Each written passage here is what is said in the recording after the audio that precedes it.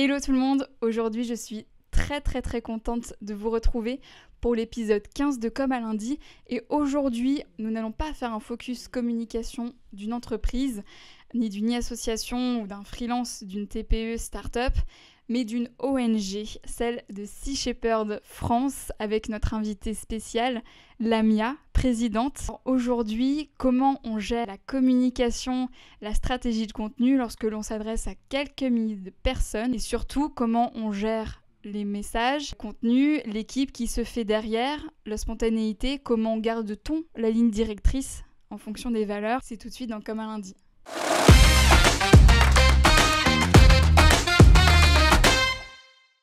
Hello Lamia, comment ça va ? Ça va bien, merci, et toi ? Ça va très bien, je te remercie. Bienvenue dans Comme à lundi. Alors pour commencer cet échange, donc déjà, je te remercie de ta participation. C'est vraiment un honneur pour moi de te recevoir. J'ai plein de questions à te poser. Alors est-ce que tu pourrais, dans un premier temps, nous raconter comment tu es entrée dans le combat pour la protection des océans ? Alors j'avais repris mes études pour faire de l'écologie, en fait, parce que j'étais à un carrefour de ma vie où je me demandais ce que j'allais bien pouvoir faire et ce qui me motivait à me lever le matin. Je sortais en fait d'une école de marketing, de publicité dans laquelle je m'étais pas vraiment retrouvée du tout même. Et du coup, j'avais repris les études et parallèlement à ça, j'ai fait une rencontre qui a été déterminante. J'ai rencontré le capitaine Paul Wetzel, qui était de passage à Paris, donc en janvier 2005. Et voilà, il avait fait une petite conférence, vraiment tout petit comité, on était une trentaine. Il n'y avait même pas de traducteur. Enfin, à l'époque, il n'était pas du tout connu en France. Shepherd n'existait pas en France. Et voilà, et dans son discours, je me suis vraiment retrouvée en fait dans sa vision. Ça fait écho en fait avec beaucoup de choses que je ressentais et que j'entendais exprimer de manière aussi claire pour la première fois. Et puis surtout, au-delà de la philosophie, il y avait aussi l'action. Avec un mode opératoire qui est très combatif en fait, qui est pas uniquement qui se contente pas du témoignage ou de la dénonciation, qui est vraiment dans l'action et ça me parlait aussi énormément. Donc voilà, à partir de là, ça a été un point de départ parce que du coup j'ai rejoint les bateaux de Sea Shepherd après ça. J'ai fait mes premières missions aux Galapagos, en Antarctique. Et puis l'année d'après, j'ai cofondé l'antenne française. Donc ça, c'était en 2006. Bon. Et voilà, de fil en aiguille, j'ai mis le doigt dans un engrenage qui m'a amené 20 ans plus tard où j'en suis aujourd'hui. Ouais, en tout cas, une expérience assez ouf, assez hors du commun. Et donc, tu es présidente aujourd'hui de Sea Shepherd France. Est-ce que tu peux nous expliquer en quelques mots ce qu'est Sea Shepherd France aujourd'hui et comment l'équipe fonctionne et où tu interviens le plus ? Sea Shepherd France a connu beaucoup de rebondissements dans son existence. Donc, au départ, c'est une antenne qu'on a créée pour sensibiliser l'opinion publique française aux enjeux liés à la protection de l'océan et ce que pouvait faire Sea Shepherd, notamment à l'international. Et puis, de fil en aiguille, c'est devenu l'antenne la plus dynamique du mouvement, qui a fait le plus de campagnes. Et puis là, en 2022, il y a eu un schisme au sein du mouvement Sea Shepherd, puisque Sea Shepherd, qu'on appelle Global, qui est basé à Amsterdam, dont je faisais partie, je suis dans le conseil d'administration, mais Paul Watson aussi. En fait, ils ont évincé Paul Watson, qui est le fondateur de Sea Shepherd. Donc ça arrive dans beaucoup de mouvements, d'entreprises, beaucoup d'histoires humaines. Surtout quand ça grossit, ça prend de l'ampleur. Surtout quand il y a beaucoup de pays qui entrent en jeu. Honnêtement, au niveau de l'international, c'est chacun met un petit peu son grain de sel et puis ça ne peut pas plaire à tout le monde, quoi. Oui. Et puis là, en l'occurrence, pour le coup, tu vois, les 4 personnes qui sont responsables de son élection, ce sont 4 personnes que Paul et moi, on connaît depuis plus de 20 ans, que Paul a formées du début à la fin. Enfin, ils ont commencé avec absolument aucune expérience. Le directeur exécutif, Alex Cornelissen, il a commencé en tant que cuistot à bord du bateau. Donc voilà, et c'est Paul qui l'a aidé au moment d'abord d'officier, ensuite de capitaine, ensuite de directeur exécutif. Il lui a tout appris, quoi. Donc on est sur des histoires humaines de trahison. Et puis oui, la tentation du pouvoir. Le pouvoir, ça peut corrompre aussi. Voilà, c'est des choses qui sont très humaines. Maintenant, ce qui a été un peu original, on va dire, dans ce genre de schéma qui est assez classique, c'est que on a eu un mouvement de résistance très très fort au sein du mouvement, avec Shepherd France en fait, puisque nous on a dit non. On a dit non, et en l'occurrence on avait les moyens aussi, on avait la colonne vertébrale pour tenir tête en fait à, à ce hold-up. Et du coup, c'est ce qui fait qu'on s'est rallié avec le fondateur. Mais pourquoi avec le fondateur? C'est parce qu'au-delà de la personne de Paul, il s'agissait surtout de défendre l'ADN originel de Sea Shepherd. Voilà. Et donc de lutter contre la tentation de devenir plus consensuel, plus mainstream, et donc de se reposer sur nos acquis, parce que c'est ça qui s'est passé en fait. On a des personnes qui du coup se sont dit bon bah maintenant qu'on a une grosse notoriété, maintenant qu'on laisse plus d'argent, maintenant qu'on a des partenariats avec des multinationales, avec des gouvernements, on va pas risquer tout ça avec le tempérament rebelle d'un Paul Wetton. Mais c'est justement ça qui a fait que Sea Shepherd est sorti du lot et inspire autant les gens. Donc pour moi, évincer Paul du mouvement, c'est détruire son âme. Et donc c'était pas possible. Du coup, voilà, on s'est rallié à cet ADN d'origine qu'on a voulu défendre à travers la personne de Paul. Il y a Sea Shepherd Brésil aussi, qui a dit non, et Sea Shepherd UK au Royaume-Uni. Voilà. Et pour les autres, ils se sont ralliés avec Global, mais aussi pour des histoires de copyright, en fait, parce que les 4 personnes de Global avaient déposé le nom et le logo de Sea Shepherd dans le dos de Paul. Hein. Et du coup, tous ceux qui voulaient continuer à utiliser le nom devaient se rallier à eux. Nous, en France, au Brésil et en Angleterre, on avait la chance d'avoir déposé le nom. Mais je me suis posé la question de savoir si on ne l'avait pas fait, quelles auraient été les conséquences. Notre choix, en fait. Et je pense que j'aurais préféré, honnêtement, renoncer au nom et au logo et repartir de zéro avec un autre nom plutôt que de trahir l'esprit originel de Sea Shepherd. Okay. Et donc justement, alors la communication, elle est de terrain et puis de conviction. Donc Sea Shepherd France, c'est une voix forte, parfois dérangeante, mais toujours directe. Comment tu décrirais la stratégie de communication autour de l'ONG? On n'a plus vraiment de stratégie, on a peut-être une personnalité. Disons qu'en fait, on dit les choses telles qu'elles sont. On a de compte à rendre à personne finalement. On n'est pas subventionné. On n'a pas une grosse multinationale qui nous fait des dons à condition que. Ça peut nous arriver de travailler éventuellement avec le gouvernement sur certains sujets, mais on garde toujours notre liberté de parole et d'action. Et puis ça ne nous empêche absolument pas de leur faire des procès en parallèle s'il y a des choses qui ne vont pas. Okay. Et donc voilà, on a une autonomie qui est complète, on a une énorme liberté de parole et d'action. Et en fait, notre communication, finalement, elle se base beaucoup là-dessus. Et puis surtout, moi je considère que la com c'est un moyen et certainement pas une fin en soi. La com doit être au service des actions. Et du coup, en fait, on a une communication qui finalement, alors parce qu'on nous dit, oh, vous êtes fort en com, vous faites plein de choses, mais en fait, pas du tout. On n'a même pas un seul poste à temps plein dédié à la com, donc c'est pour te dire.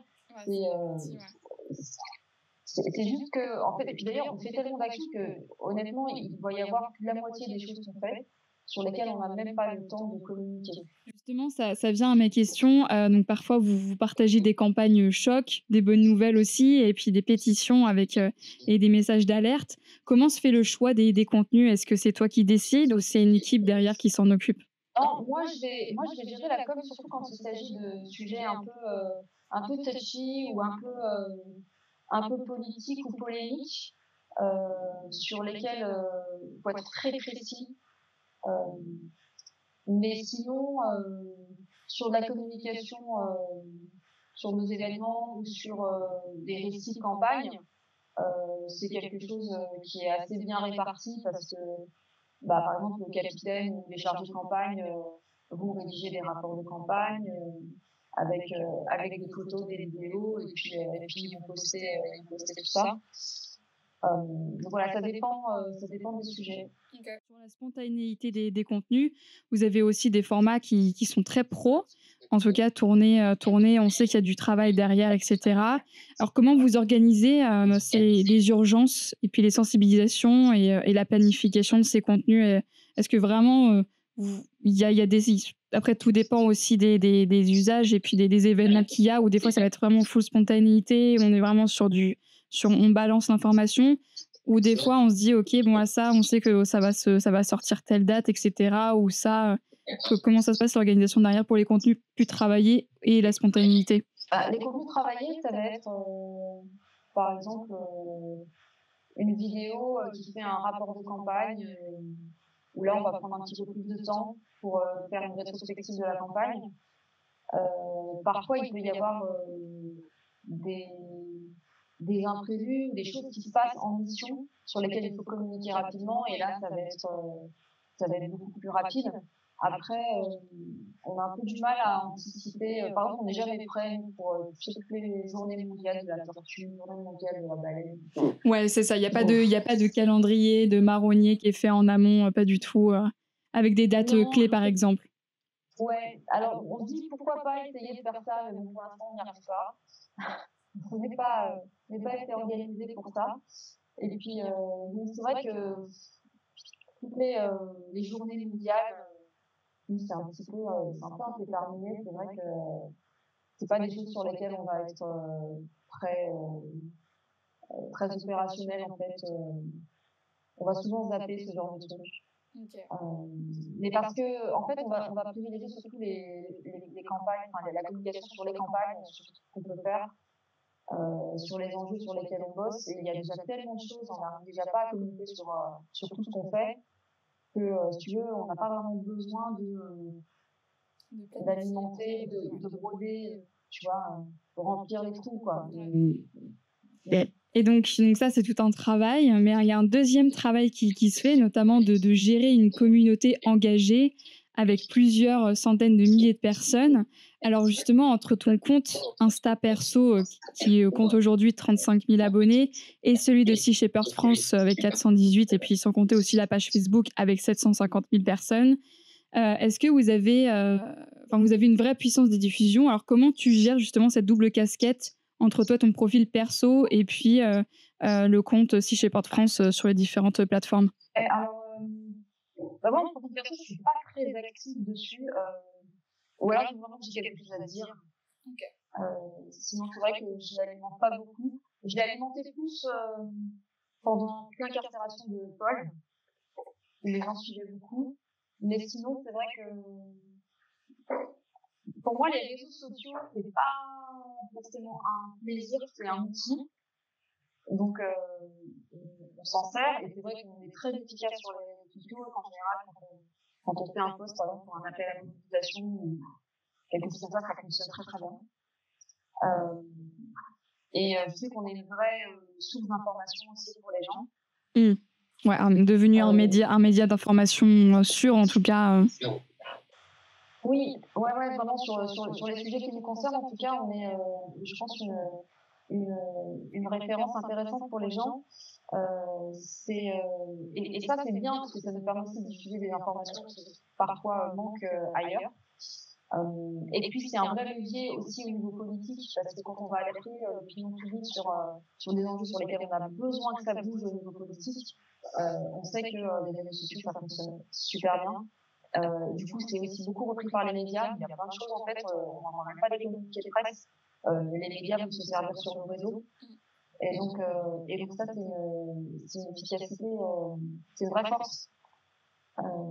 Voilà, donc c'est comme ça qu'on perçoit les réseaux sociaux. Après, c'est aussi quelque chose à manager avec attention, parce que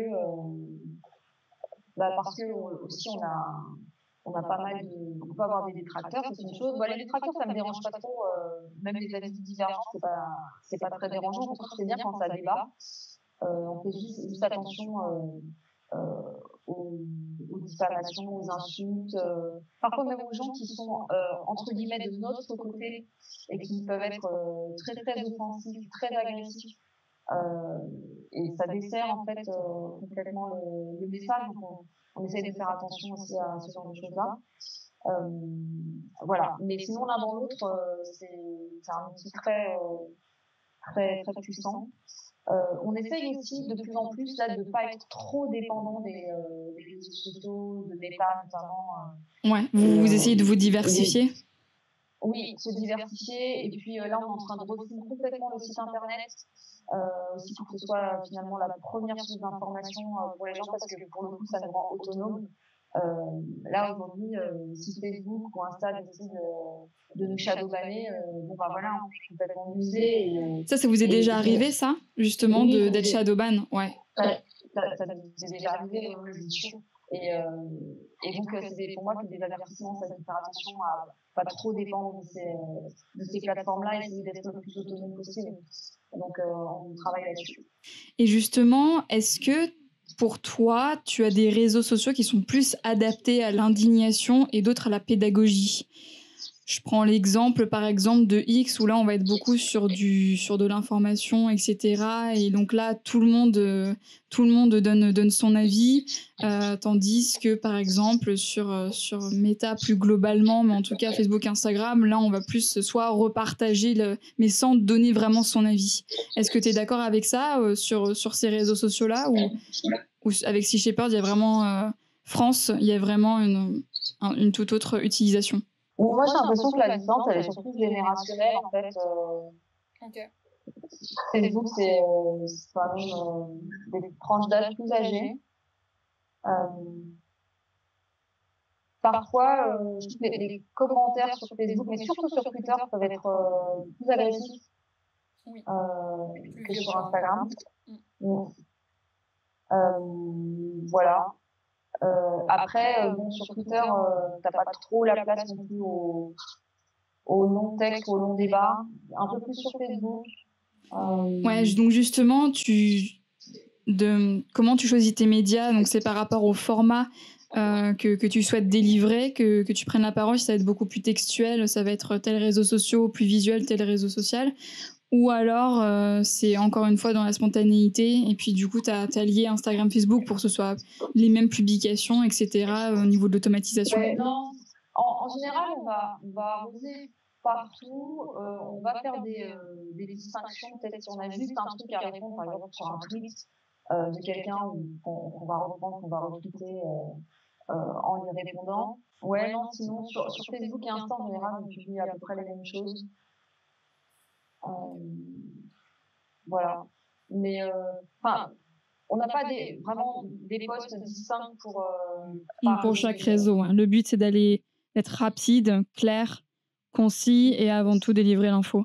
Et donc, justement, vous êtes vraiment dans l'éthique et l'impact avant tout. Gérer une communauté aussi engagée, donc parfois on marche sur un fil.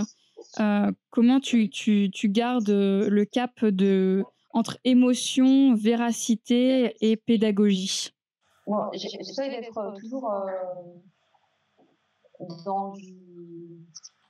dans du factuel, être le plus précis possible. Et en même temps, on peut mettre de l'émotion, mais éviter le pathos. Okay. Et voilà, l'idée là, c'est d'être percutant, d'être clair et de toucher les gens, en fait, avec une communication qui est sincère, qui est transparente, qui est, je l'espère, intelligente. En tout cas, on essaie de faire au mieux. Voilà, et sans trop de broderie non plus. Donc voilà, il faut d'avoir une patte un peu spécifique. On n'a pas peur de la polémique ou d'être un peu de bousculer un peu. Voilà, on n'est pas hyper consensuel dans notre communication. C'est pas le but. On fait pas de provocation gratuite. Par contre, quand il faut dire les choses, on les dit, il n'y a pas de problème. Et on ne va pas chercher à tout prix le consensus. Voilà, on ose dire des choses, je pense que tout le monde n'oserait pas dire. Je rebondis justement sur tout ce qui est fake news, attaques en ligne et puis notamment auprès de certaines prises de position. Comment vous gérez les situations de crise ou les vagues de désinformation? À notre égard ou sur les sujets sur lesquels on bosse? Eh ben, les deux, ça peut être autant à votre égard sur Sea Shepherd de France ou alors Ouais. sur les idées justement qui sont partagées.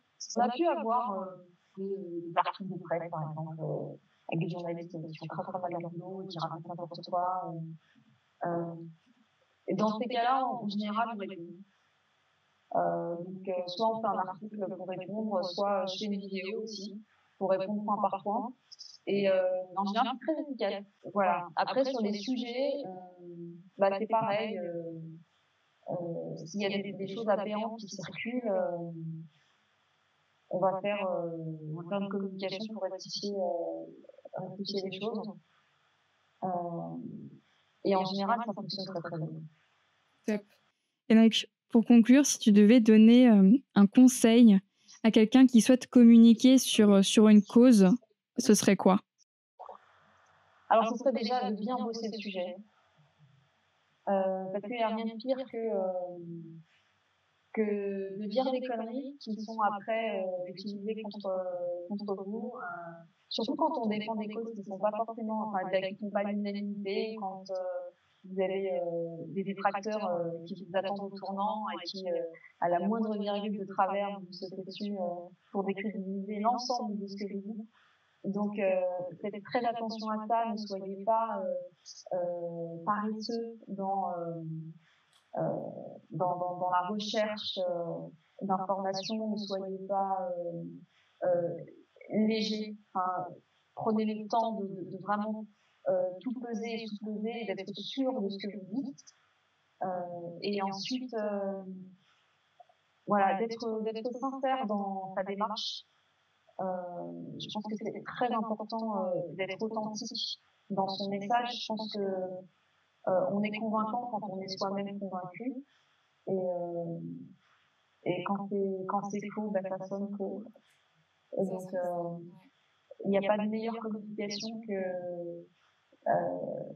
ça paraît cucu ce que je dis, mais que celle qui vient du cœur, qui est exprimée avec la tête, mais qui vient du cœur. Donc, quelque chose de précis et en même temps de sincère et d'authentique. Et je pense que c'est vraiment comme ça qu'on touche les gens et que ça démarque et qu'ils s'en souviennent. C'est top. Et pour finir en douceur, quel est le message que tu aimerais que les gens retiennent de Sea Shepherd de France au-delà des actions et au-delà des chiffres? Sea Shepherd France, c'est un outil qui est, à mon sens, un outil précieux, mais qui est un outil au service d'une cause qui ne dépasse. Voilà. Toutes les personnes qui sont engagées au Sea Shepherd sont au service d'une cause plus grande que nous, qui est l'océan, les animaux marins. Et en fait, c'est comme ça aussi qu'on se réalise et qu'on trouve du sens. Et pour moi, toutes les associations, tous les gens qui s'engagent dans des causes comme ça doivent toujours garder à l'esprit qu'ils sont au service de quelque chose de plus grand. Et en fait, ça ne nous amenuise pas, au contraire, c'est ça qui nous fait grandir, c'est d'avoir conscience qu'on est au service de quelque chose de plus grand. Et tant qu'on a cette boussole-là, je pense qu'on risque pas de se perdre dans les compromissions et dans les luttes de pouvoir. On reste axé sur l'essentiel et tout garde son sens. Et ça, c'est fondamental. Ouais. Voilà, pour moi, Sea Shepherd France, faut pas. Ouais, quand on a le pourquoi pour qu'on se lève le matin, tout de suite, il y a beaucoup plus de sens. C'est clair, je te rejoins complètement là-dessus. En tout cas, merci beaucoup. Je suis très très contente de t'avoir reçu. Merci d'avoir répondu à mes questions. C'était super intéressant. Ça faisait un petit moment que voilà, ça nous trottait dans la tête, justement, d'avoir ce réel cas concret qui encore avoir de savoir comment ça se passe dans une entreprise, pour une TPE, PME, etc. Ça, on peut avoir la réponse, mais comment ça se passe dans une association, d'autant plus une ONG. Là, on parle niveau international, etc. Là, franchement, c'était, je pense, notre seule occasion d'avoir cet exemple-là. Et je suis très, très contente que ce soit avec Sea Shepherd France. Ouais. Bah, c'est cool. Bah, c'était un plaisir. Bah, un plaisir également pour nous. Encore merci, Lamia. Avec plaisir, bonne continuation à tous les deux. Salut, bon courage. Ciao.